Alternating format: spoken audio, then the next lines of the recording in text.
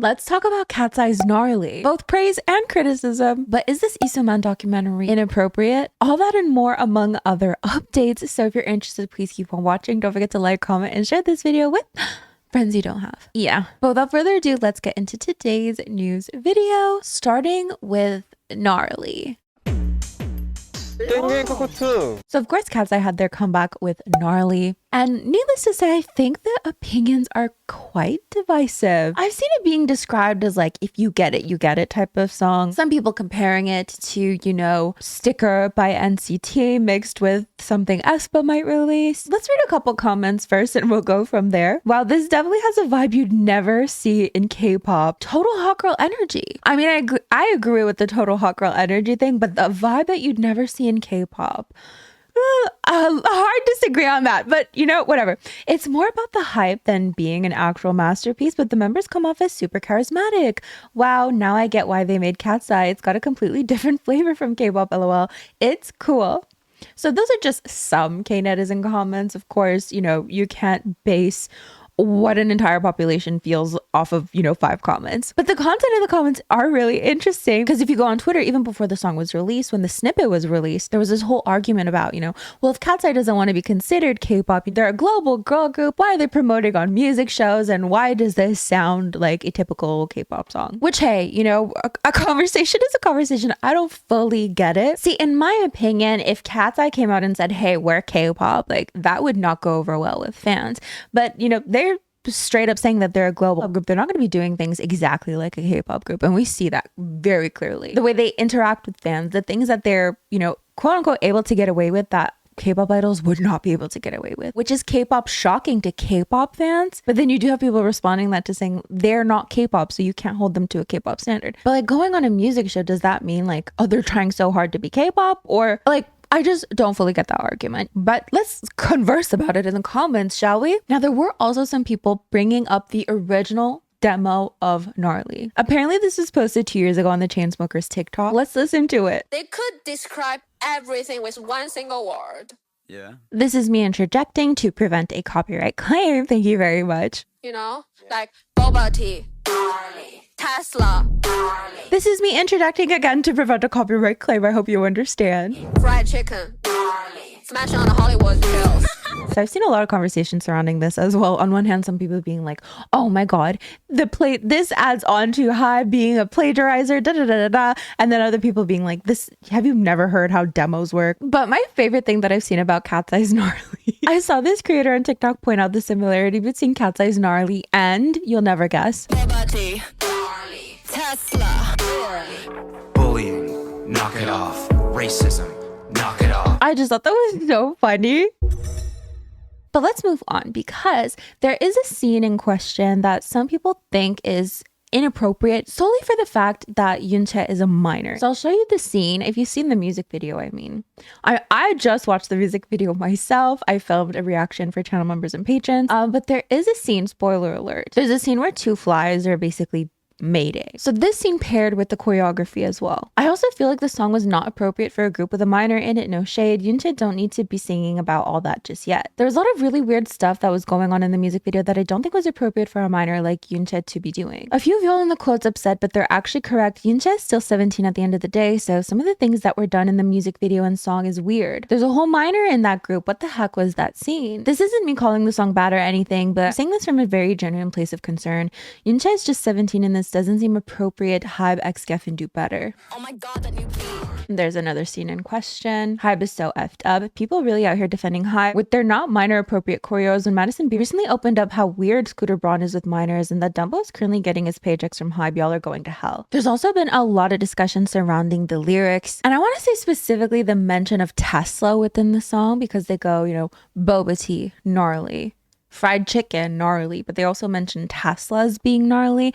Now, K-pop stands, I know a lot of K-pop stands we'll get into it. Whether or not they're necessarily praising Tesla would ultimately depend if they're putting down boba tea, fried chicken, and partying in the Hollywood Hills as well. Oh, we could have a minute to think about it, okay? Let's read some more comments. Whoever wrote this, please retire. So boba tea gnarly, Tesla gnarly, fried chicken gnarly, partying in the Hollywood Hills. Yeah, this song gnarly. Oh my god, that new beat gnarly, effing gnarly. Oh my god, is this real? Everything's gnarly. I've just had to add that Tesla line into their song. It's like they're trying to set up Katseye on purpose. Katseye complimenting Tesla really tells you how out of touch these producers are. You want to appeal to Gen Z but don't even know. We hate that man and his stupid cars. Katseye singing about Tesla with what Elon Musk stands for now is a choice. However, there were some fans also defending against their mention of Tesla, saying that it was not positive, that the members looked disgusted in the music video when they mentioned Tesla, because Sophia in the music video, she kind of does like a disgusted symbolism, right? So you can let me know what you think about the Tesla lyric. I will say I don't necessarily agree that, you know, they're mentioning everything as gnarly in a more or less positive way. And then like for Tesla, that rule just doesn't apply. To me, that doesn't really make any sense. And that's just my opinion, okay? Unless, and I'm going to analyze this like a true K-pop stan because I do want to listen to the song Boba. Gnarly. Good. We like boba. Tesla gnarly. So this is the first time that they're going to use gnarly within the song to say that something is in fact not gnarly. And we see it later in the song as well when Lara says that she's not gnarly, which is the opposite of true because she is gnarly. So we're already seeing them play around with the meaning of gnarly. So of course when they mention Tesla, it's not gnarly, but then they go to fried chicken, which is gnarly. They do mean that is gnarly. But then again, we see partying in the Hollywood Hills. Oh wait, but they don't say that it's gnarly. Oh, I had such a good thing I was going to say. You know, they're literally saying eat the rich. It's not gnarly. And therefore, that is why them saying Tesla is actually not positive in the slightest. And then there was this lyric as well, making beats for a boring dumb bitch. Some people are taking it as like, are you saying your fans are boring dumb bitches? I personally really like that lyric. This song overall is really like a hot girl arrogant anthem, and it's really, really busy. And it's not to say that if you don't like it, you hate Katseye. You're more than welcome to dislike anything that you want and criticize anything that you want. I have my own criticisms of the song, but there's certain parts of it where I'm just like, no, like I get it, but I digress. I think Katseye themselves also know that the song's so good. We're so proud of it. Are they not liking it? Well, that's okay. I'm proud of it. It's different. I understand. If you get it, you get it. Listen, I know it's jarring, but it's like so cool. If you get it, you get it. And if you don't get it, kindly get the fuck away from us. Yeah. Now, she does go on to say that music is, of course, subjective, but trust the vibe. Speaking of jarring, because like this is K-pop shocking, right? You can say that it's K-pop shocking because in theory, it is definitely K-pop shocking, but then the response to that would be, well, they're not a K-pop group, right? That being said, the majority, I would say, of their fans are K-pop fans. So despite the fact that they're not a K-pop group, a lot of their fans are K-pop stans and have certain expectations. So while a K-pop group probably wouldn't get away with saying this, in theory, Katseye should be able to get away with saying something like that, but they're, again, a lot of their fans are K-pop fans. It just creates this really interesting dynamic, I think. Katseye not being a K-pop group, but being surrounded by K-pop stans who have certain expectations that specifically apply to K-pop groups. So fans will get mad at them for not adhering to that K-pop standard that they put on them. It's a bit of a roller coaster, I think. But anyways, let me know what you thought of Gnarly. Let me know all your thoughts in the comments.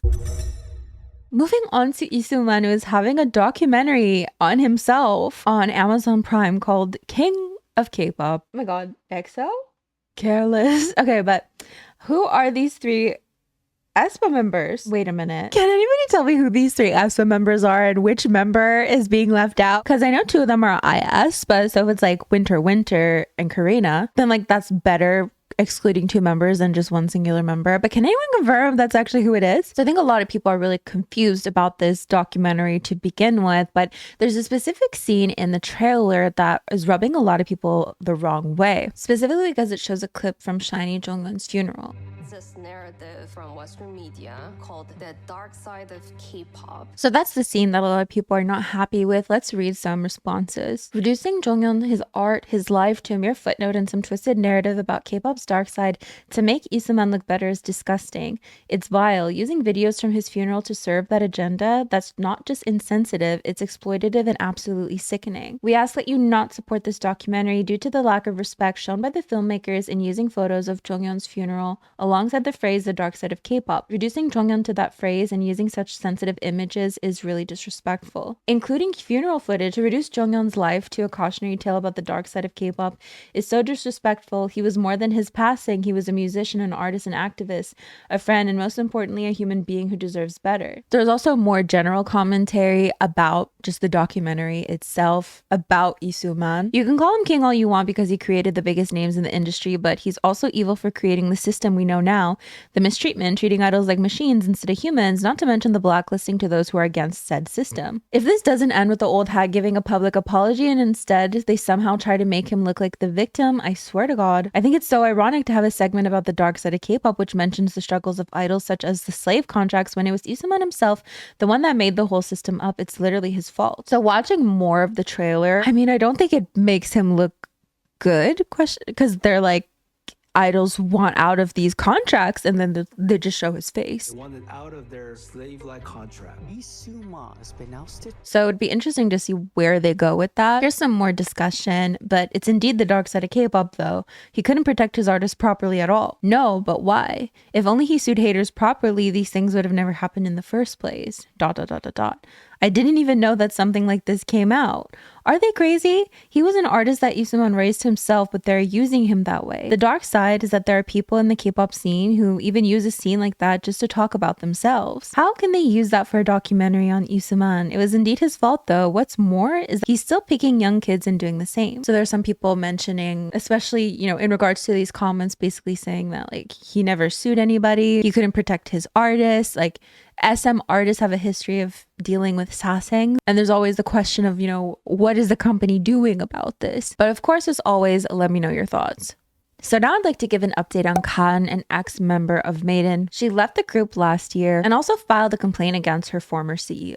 Now we will be discussing some sensitive topics, so if you're not up to it, I totally understand. You can catch me in another video, but we will be talking about harassment. So here's what her lawyer had to say. This case involves the agency's CEO, hereinafter referred to as Mr. A, committing a harassment crime against a female idol group member against her will. Although Mr. A initially admitted to the inappropriate conduct and apologized several times, he later changed his stance, claiming that the contact was not forced, using the victim's ongoing activities as leverage. The victim recently submitted a complaint against Mr. A to the local police station. It is expected that the police will summon him for questioning soon. They go on to describe the allegations. The CEO called the idol group member into his office where he verbally abused and threatened her for 3 hours, then committed acts of harassment that caused her humiliation.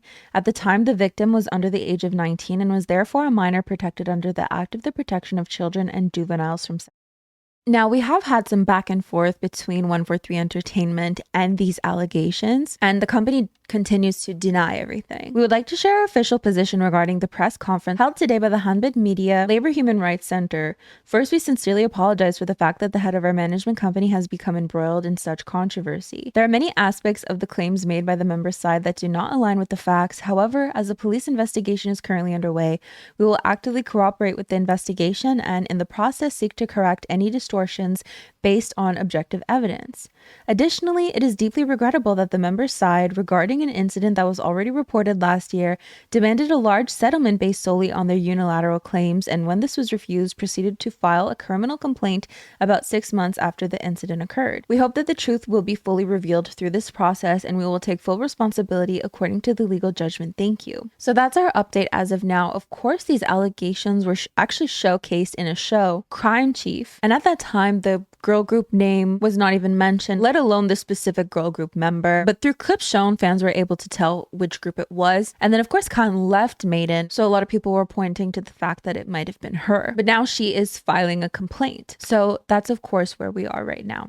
Let's move on to Kpop Shenanigans, which are basically fun little things that have happened in K-pop recently and or quick news. Yoonjin of the Seraphim was experiencing lower back pain, so she will be sitting out upcoming schedules, specifically fan sign events on May 1st and 2nd. Hearts to Hearts have announced a comeback with the goal of making that comeback in June. ILIT as well have announced a comeback also in mid-June. But anyways, I reckon that is basically it for today's video. Thank you so much for joining me. Don't forget to like, comment, and share this video with friends you don't have. These are the lovely individuals who help support my channel on a monthly basis. It means the world to me. Thank you so much. As for me, I'm gonna get going, so I'll see you guys next time. Bye.